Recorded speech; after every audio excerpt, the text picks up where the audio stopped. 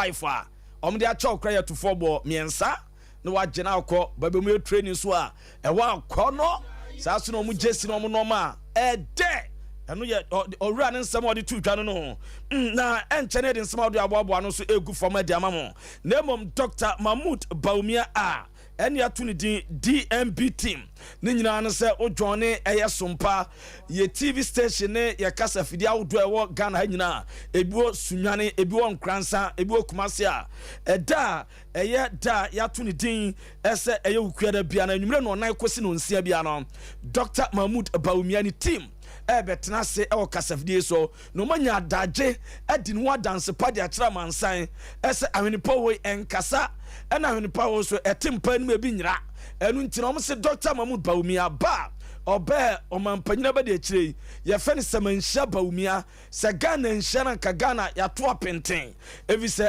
ani die adwene ni nimdi ode aboa Nana Akufo-Addo eni MP Pemonyoko eni no ma bi oye ye ase yanka wunnim no o setim no betena se no nya daje edo ho ntoma edime no nsampo mo do ho a no hu se de esi etie enu ntida ukuada bia no na ekosi no nsia na so watie bi no hu no nepa wa ye na bre no so a esi ahenefo a modema MP Pemonyoko no mahye no achima ama watu koye Frankatuni ede ama MP Pemonyoko na ma bibia eso atimi aye kama saso ana 21st clinic eye sciatica expert ho ana kwa sciatica ne betu asede ama ye ka sciatica ya de be efri unankokom eko na oto ase uko na wanye baby antena uko enko ya na ho twetwon wa na ho hyehyew wa na ayodududu ase ya na ho agene sciatica no wi ase de Ghana de biane ba kope 21st clinic omo eno mo abrochima mu omo ena brofo nyina beja yaresa efri omo ho edi so di hye bi eyare sciatica eya na ne nkokom hyehye no eho eye ne ya eho agene wonante ne wanya ade mu anso wonante ne wanya baabi antena onkwa amra kra wontimi nkwa fane ko 21st clinic na omuntu ase emfa emanom enye no nkwa ne yade omo sa yade bebre yade efri tisukosu na ase ebi so mo lab kese wa okwa omo lab technicians a ombetwo ni paduan mahu babia yade na kwose adoso mojanum enu achi no mo massage machine wa wontim nye training dan da udi akonyaba moja no se die fusane entimi nsane a ombe massage ma moja na abon twanto ni netima sane kama enu achi no mo scan machine ebe scan ni paduan so mo mahunu babia yade na draw so mo de kano eni 21st clinic enu ntino Sibra Kumase a omo atwa overseas na omo pen Alpha Radio obo aso omo council quarters court junction wa Accra mo Domi market osunwa ne nkranza tachiman branches in Ghana omo more than 15 branches and a 21st clinic wa from 0249 311 311 0249 311 311 and a 0540 311 o from Ombejos na nkomo bia na yaresa bia no o ma hwa ma bia so ayekama mizo fruit drink no na fruit no se anka abrobe ene eye popomo ene o manya daja so ne somunu a no mde fam fidiem no mde ye drink ka badwama so ene okọ ayaresa bia obi oda yare mpaso bia drink a wonom no mizo fruit drink enuaba na omde eni onum no na esaw yade onum no na epia yade ne twene enunti onum bi na yare a beboaw emwonu so dawo kama enu achi empanyimfo no nkokra fo mrwafo de adutwam se apemfo mpo ena aja fo mo nom ama nkoda no mde yafurum no enya hoden sonko enu achi mizo fruit drink enu so ese boa papa eye fruit drinker program biase no o sevo eye enkramfo program ase akomfo program ase ena Christopher program ase ena damusafo program ase babia o sevo no a eye ene yasadi miza 5G we aduma kakra no wabre mikasa se dia memre driver no trust anima sesia no wabre Messi ni no wabre unante kakra na wo pante na wo teso ni nyina no unya miza 5G a ebeboa mema no so eyama catch say manenya po kronkron fashion freezer wo man nchele kama waye aduma wie na wakofie no udware wi a no achara se we TV no wayi no watwa best man nice man num smadu kwafrompa dia ka nyina no misa 5G nkoa na mpane kasa eno achi no nya bi no ebeboa jensen wom guarana wom na grapes na wom no ebo ni padua pa enti nya bi no ebeboa open do so pa frɛ number yi sese number me to dwa no ebeboa 0246 270 221 0246 270 fra empanyimfa ba josu bia obia no ye be brobi am waton am bia ye kama abeba clinic mami abe wose awrade adaruma o awrade nim de nti na mesa yade bible say ni nuaba ne mfa han nsa yade no nti no sese wodi nuaba ena sa yade han ena sa yade nunsi na sa yade entu kon ho a yade bia ahinta yade bia nkon wo ma yade no ntimi nsada yade bia wo kwa wotimi sa entu abeba clinic wose say ulcer prostate cancer low sperm count hunso ni bema agene entime nyim oba okọ bema watimi anyim oba awo ebepie mu ma ware no oba problem ni friwa nyame nam so beche oba ama no makọ edi ama eno chi diabetes ana malaria na ha bema wo sexual weakness wunya oba wuntimi emo no ma ne empo acho ma ne ma mu apiafo ema mfifre mfiwa okọ beboa oba ma no pese mu yedu eye tenten ni nyina no betuma ne kama edi ama ade ba ko aga na ha ni wiase enye abeba clinic obiantimi nyamfama sickle cell yade no eno akodebu ayewo na yase akoro ye nsuo ba nsuo tutoi obi sasabro ba na eba obi wa hututuo ba na eba ni nyina no kwa obetu ase eso edi amam when I check okuma se tano so apatrapa new site oben apatrapa junction for 0243 34 5392 0243 34 5392 and 0506 460208 ofrena mami abe abejo so na bibia kama ensama odoa yensa ka no enawie kakra bi abedwafo anya atenase yentwa no pedi to anim sene ebo 5 p.m. opm Nigeria eye emanu wafu zone B tournament eguso todwa no ene ampem dako a ewo akono a omobo against eye Atletico de Abidjan na enu na nana adakwa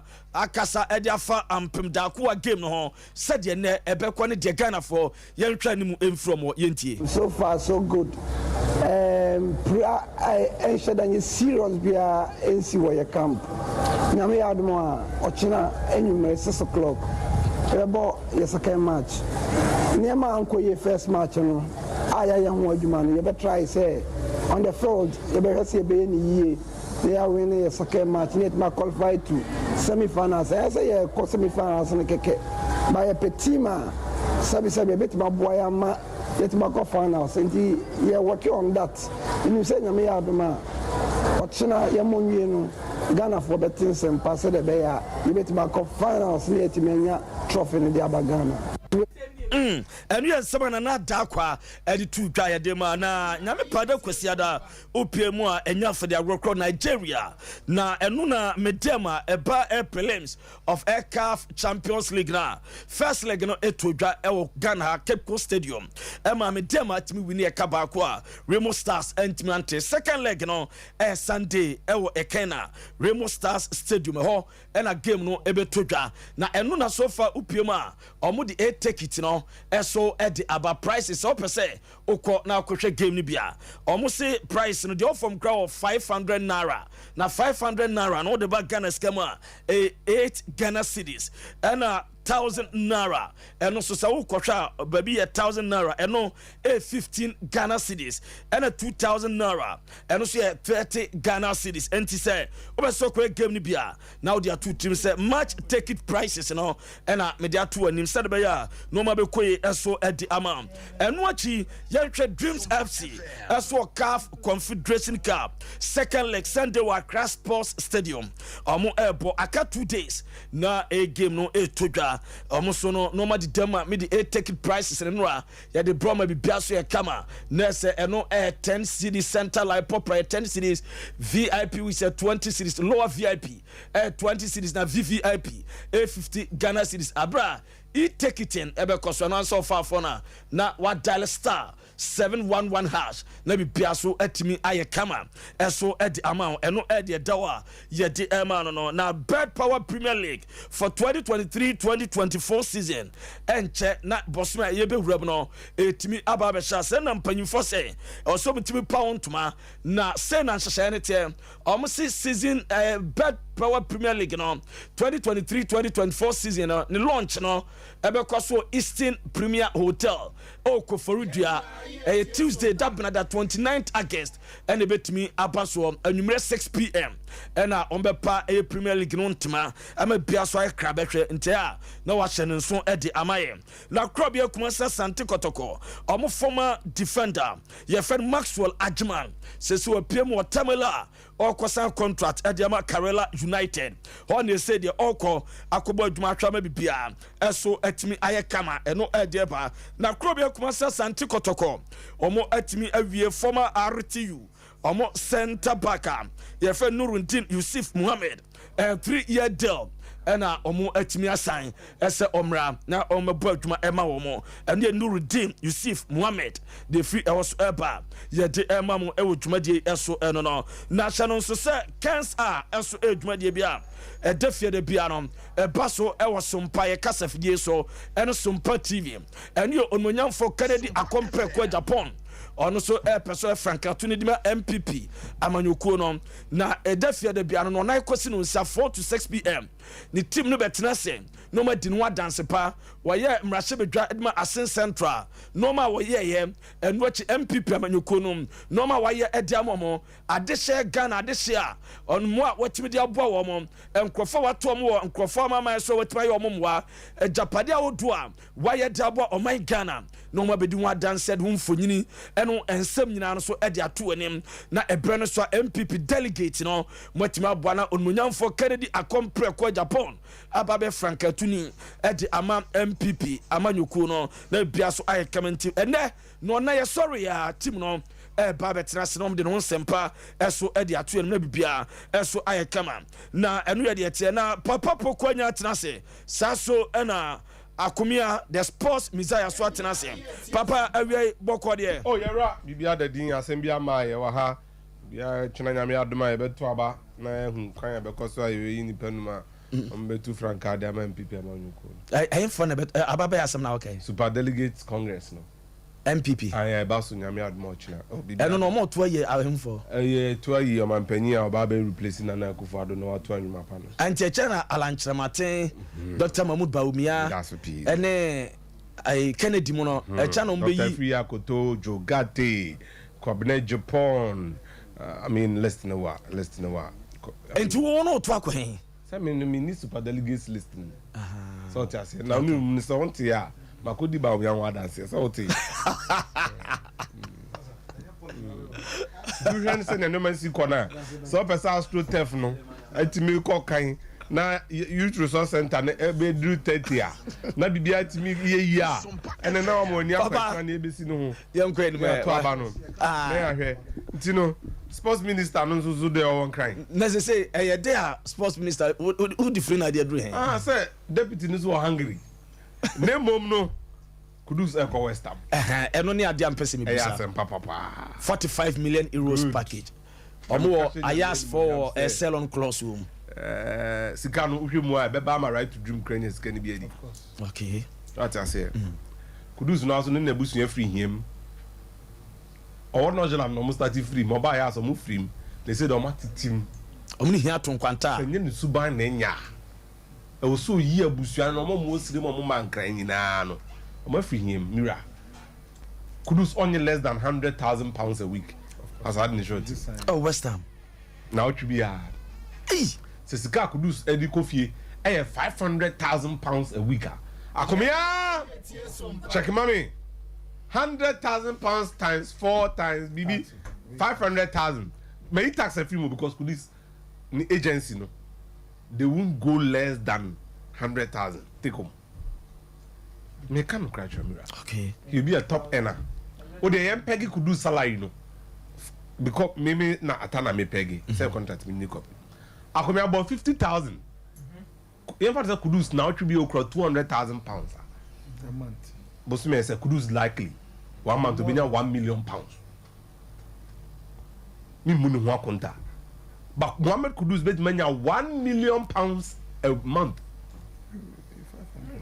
o dey 1 million pounds a month Fabra city where we have faculty to the end 50,000 me after tax 50,000 after yeah Nti Kudus me man 250,000.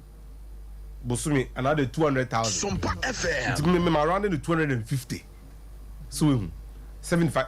I mean 200,000. Kudus edge 800,000 pounds convert to Ghana cedis ma ati for near pounds. Bosumi sika e beba ne ho.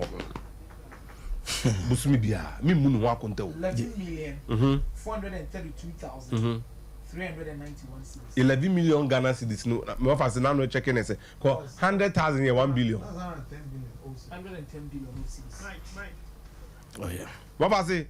110 billion old cedis. 110 year what's the saying? 110 billion old cedis. Inti sa oba na ye ni abre na me ko tinti. What was it? Na e ba na me ni football for na yire kam so a. Se bi omo nya me bone. Na me football no se bre. Brama na bibia nsi na bre nya me de uduru soro a. Moko. Yes, a week in Ukraine near 200,000 pounds. And only 2,858,097 Ghana cedis. That means all cedis, 20 billion. Look. A week. Me 7 days yeah. 7 days be 20 billion. Mira, me munu wa konta. Oje sa sika no. Bosumi 20 billion. And a week. And 110 billion a month if you are pegging it at 200,000 pounds a week. Nti oje 2 million Ghana cedis na otwe bia nyesa. Hwe asam na ye kan no. Che bi onye se ya bodam. Ana ye ni dwumadi e de ebreye. Na obetime asu agu yam enyem asem. Na mo me ka hye nyame animonyam se. Ye be no ball no bokodru Premier League no ball top class na come de om. Premier League no mo ko bo bia. Ghana for come de om. Nese o man plan ye. Look. Kudus no meaning the relationship on the Asamoah. Okay. I don't know. But Kudus no nanse na okọ no wana man fa me Asamoah ye. Asamoah no be di ache papa. Why investment? No, he chose the right time to retire. The platform of the retire. And then endorsement we say onko and onko kan say me wa ka for bo we almost omra. Nti we Asamoah na ni investment ni yes adwuma ma ne de but ni din ni maniska. Okay. What I say investment ni de nyina po na ebe ye bu ni ho akonta na mo football se mo ye ni ya sika duro bi enu abeto no se we pray and se bi o min kas we pra po we bobo na we pra se e betu anka Obeje. of course na otwi bi aso broni onim se be payday ni misika namba broni nya na dwuma sa mpa chwa what I say broni onye na dwuma sa you don't do that Yenina ye tie Sompa. Tinu mo fa hye mutrim football nya ko ball of sports biem Dabi. Sikaduro kese pa oba nimbo a yem ye na bo an na pian so what I say and then nuama first time I betin ho asem no discard to bank oh fidelity ho na madam fu bi pe mo asa no fra atana that time no o ye on fefe okra nwa afi no akọ no jela no fofo Krabi discard ya beto an ska no unim no bobo on komo hu na jesi ehye no mo de ka se Tell her cry wash. na me ko bugu na am say ha minim no ai na akra no ska po na am say ai na me twa so Satan kra no nu samre. Let me tell you 2013 June, July, August Sompa FM. Denmark so ko school wa ituaka Okay. na omu ye ska omu tete se wo je fa ko vacation so ye adwuma na ko school abana na discard mo 2013 say me nye citizen Okay. but me were European card nintimbe me kra me nka ho bi ni me de omu de ma me no na twam 4,000 euros then Hey. you get the point mumanta nkra na chi na omunko ba ku ya na no akọ we animado ne boy no 99 you want your boy say ne brabonia ohun hia biem Scandinavia they pay you very very well and found so bobo your doctor prapra they will pay you so you adwuma nko a o mi tua okay ya nkasa ti e besre say de nyame jan okay enye kama na say wa you nim na match they say so be catch so mo kote atua e training ground atua kubmana e man who say operation no mo ye na captain CM or CM or CM move captain material move they talk mu pe bi or the amam okofa broni about the players about wa epo bi man mo so dey na mo ye arose for mon stadium me offer so mo hoye. But that be busa me quick question be say Kudus wako West Ham impact him say na be ye so send suban so bobo no why serious because I am on na ball no so nche Lucas Paqueta wa Milan and so call Leon no per boss we gina pa you don't have the luxury of time no until normal ball in contempt and then he should shoot more. He knows how to strike the ball. Yeah, and one of the biggest attributes is or carry ball no. Ball carry. 30 years, 40 years. Sompa man because Jared Boy went or he left or you're British. He's a good player. Yeah, and he's a good player. Good player. He has been their key. Lucas Paqueta your Dientia honestly you left sir Paqueta. Your Dientia and commanding to Manchester City accord 85 million. And your bet Chacha no could try na. Kasanu ka komato dada. Well, it's good for you. Yeah, place Good challenge. The competition is good for you. And never more a better player. Go and work for it. They be assassin we can say Asian every France BPM England. That was a Chelsea team new owner about the players or the about Chelsea team them no. You can't. But I also find your way in. Now be the star man now be key. What about this be those days kebet ma Frank Lampard name clearly says in it too. But Asian in Chelsea about double pivot need to push Frank Lampard man about 10 sometimes. It's born unim bona oba yero ho nebo broni no nsisiu da bi onsisiu so unim born bon ko ana obemu abo na ho atimi ato Bowen ne de omo hyehyɛ hɔ de Michel Antonio mu nyina wɔ hɔ Paqueta mu nyina wɔ hɔ de but I believe that the talent na ekuta Kudus no is something special a unique ball done na no a the level of ball retention was so very difficult to dispossess him of ball. Meaning so I hear dia. Oh yeah. On this or pass che. This Kudus pass ball ne che. But ball no kuta Kudus no kasa on wonje ball na wonje da. And especially in a team that will love to sit back and play transitional football against teams almost so chen. Kudus will be a very valuable asset. West Ham. West Ham ball against teams na so almost city deeper. Nipo yes our transitions ne tie them more Michel Antonio. They play through him. Tombo ball na no ajeje ada so say. No attract 360 no the call. Kudus that's better than what Michel Antonio can do. Senechini Hewa and Kudus is much more skillful. It oba mu so just by say on man adwen mu enda ho fe. Onfa Benjamin Mendy nyesu ehunu. Onfa Mason Greenwood mu nyesu ehunu. Mama ne mana kuma nko ben nkoto ne nsa. Enko ye bibi ehom mra ya adwuma. Enfa when found so you superstar but me man there but say oba national team camp na so from afar what mean so you be say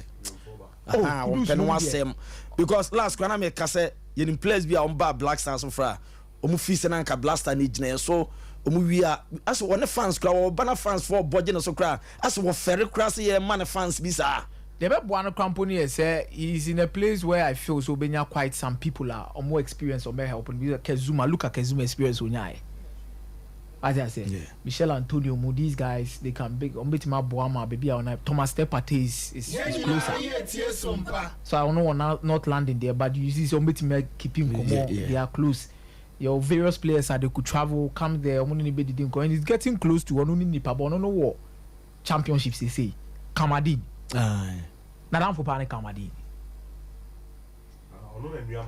ono nnuama na dan fopa ne Kamadi sa fatal sa Nordland group no enough for sem no omo wo hopa it can be kwampa ka Joseph Pace to move no susu to Salamte no so flourish dey emizanka so say you know emisa komu nyina behwe abom but I know Ghanaians that are there will help him on be pushing hard Kudus will come better and say Jimbi Abubakar future be a Blasters no one hwa ah bi betimanya constituency bi wo mo constituency ne there and there omanya wi omanya te constituency na wi ti e how be anim say bi because omo mbo nyina ye players Black Stars no ye neglect oma enye. Don't be surprised that within the next few years who another Nigerian Ibrahim Osman, right, Bishop?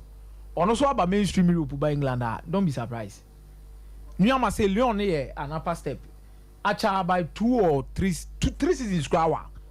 Nyama acha level na no ball Nigerian. Sa no the Leon acha 2 seasons. Ono so by England.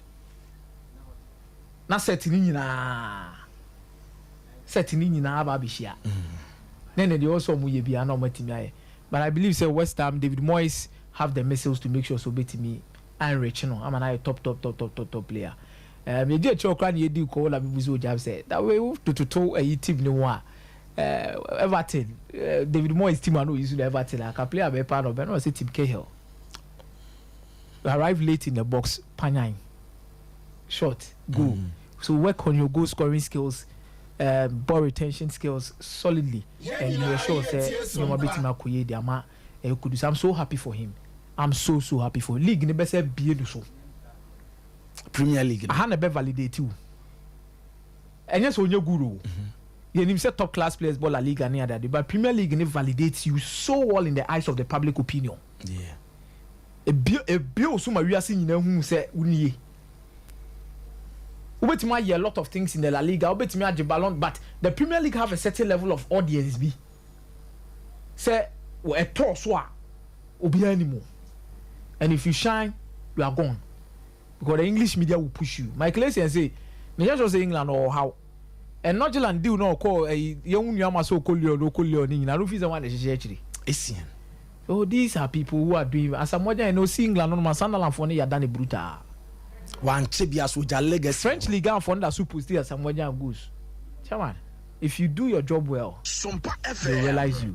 Tony Yabo at Leeds United, Yagola? Do you know Yagola? Bubo things are into ball breya. West Ham is a top club.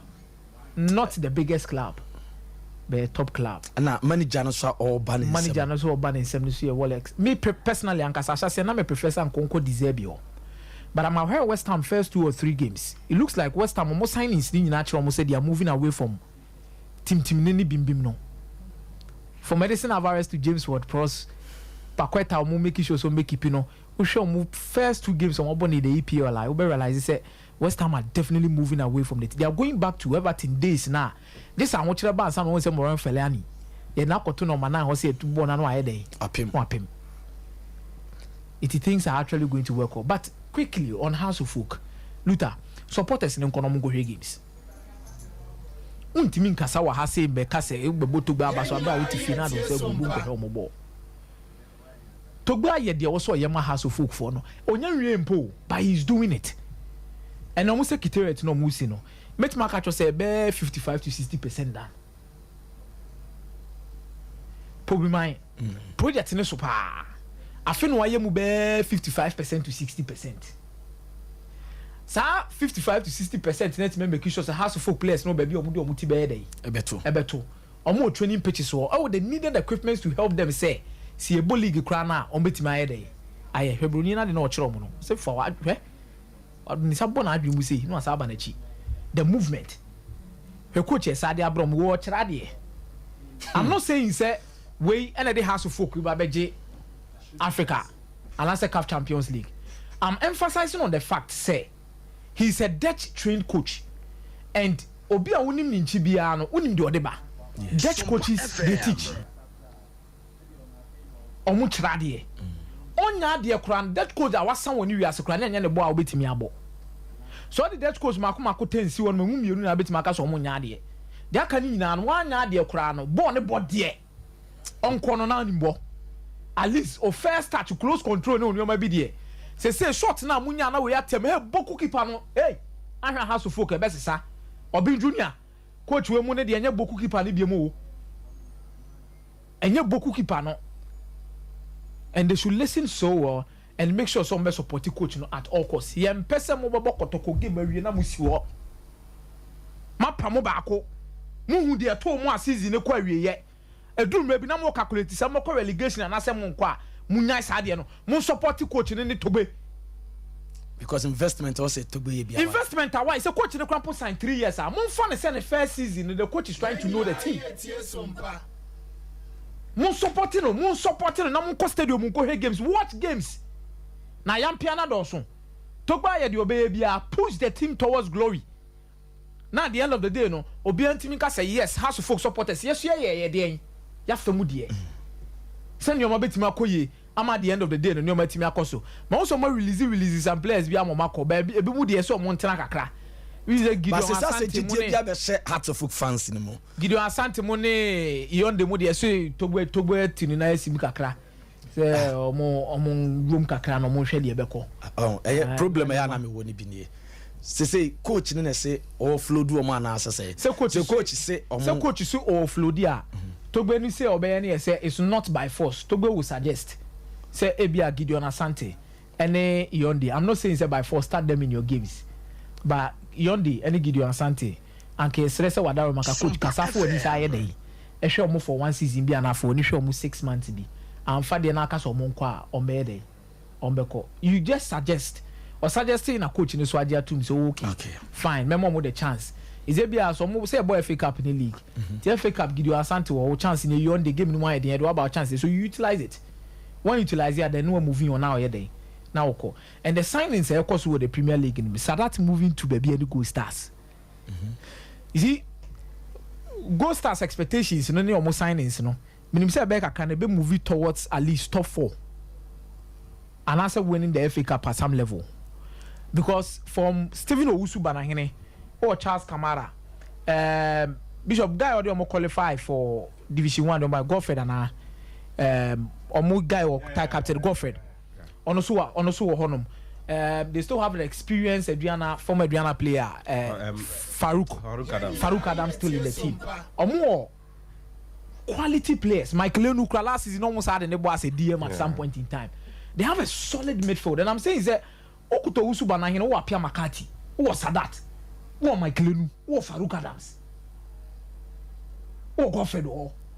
These are guys are on any day. So we bought trade, not trade in China trade, but what's a trade to be here? Let's go stars. Almost our top scorer in the league wa mutimu. I bet no go tete. Ana ni goals no kwa ene so no yenye fluke asem yenim goals ana bet no go tete she. This are amfasoro. They have good players. Charles Kamara mu nyina da so ho. Enei yen kasa nkosi ya na yenim say Ronald Frimpong so be join omo. Come here. Another fine winger. So team no more building no.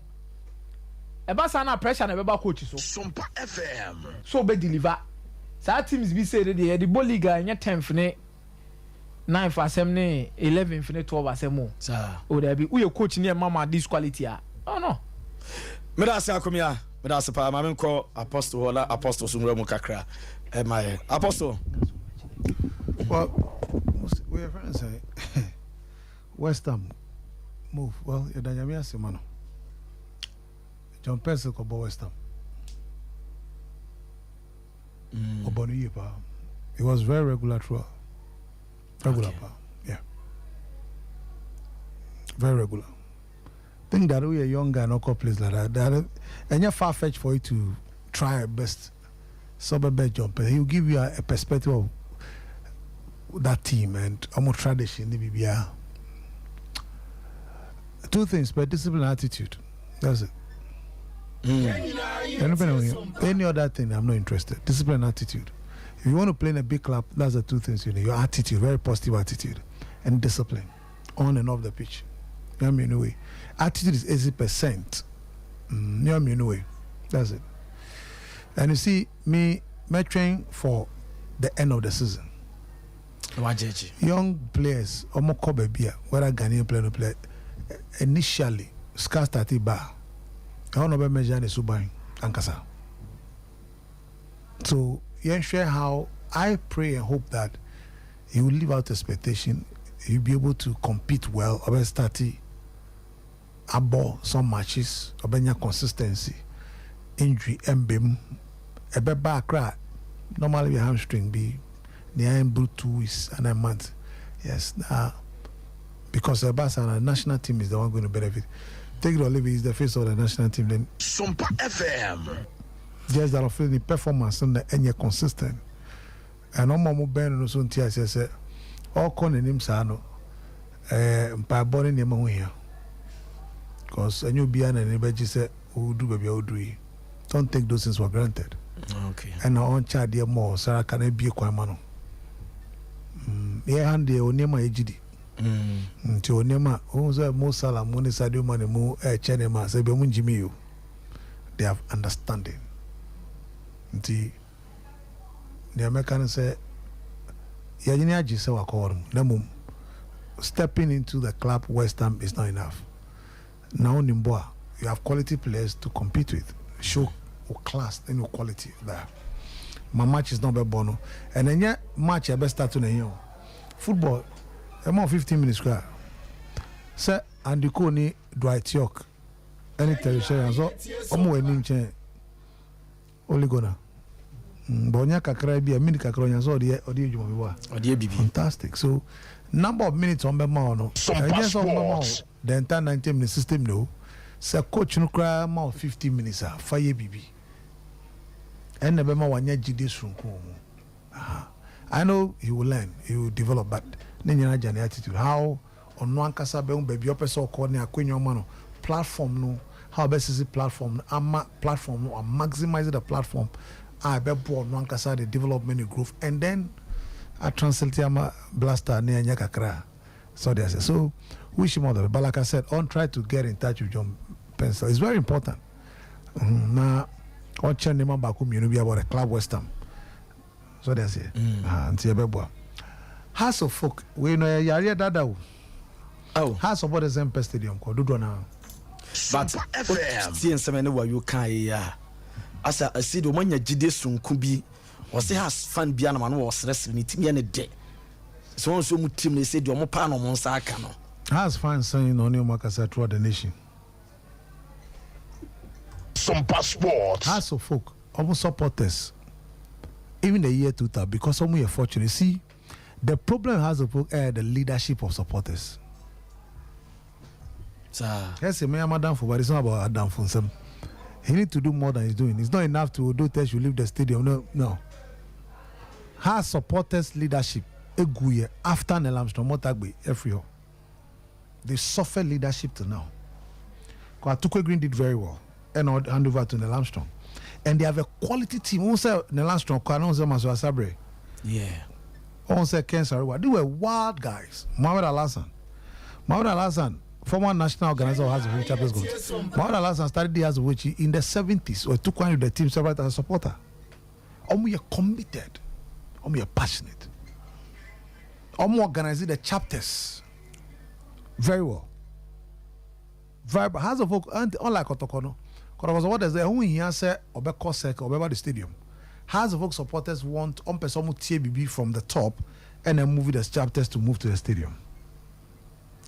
And a House of Folk supporters don't wanna civil servant and middle income earners. Okay. And to how you appeal different from most of the supporters are more entrepreneurs. The leadership currently have no proper organization of the support base. An idea must, because one, okay, supporters nationwide saying, what is the roadmap for the National Chapters Committee chairman? The roadmap, in making sure we prepare up enthusiasm about Nyomuka's talk be a kamai, wako be any supporters in the region Akokasa. Ashanti, for example, chapter 9. The most vibrant in the region. How well are only Chairman Tete Mwakasa about spending about a week here to serve Bema Omanya and need just from Kun Mokasa Batimno for them to have that. You build that among the supporters before League Numesha say. He's not even started.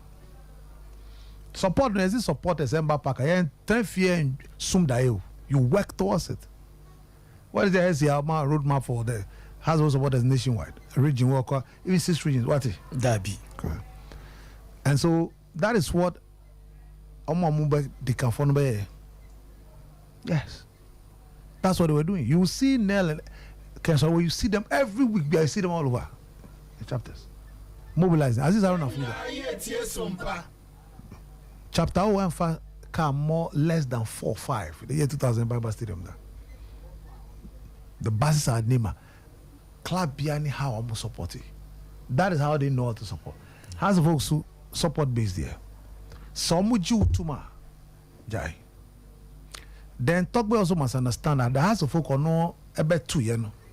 Harry no bemuno. The leadership of House of Folk any supporters some can boom. The disconnect is still there. Togbe look down upon supporters almost shed and can't mean a team. There be empha.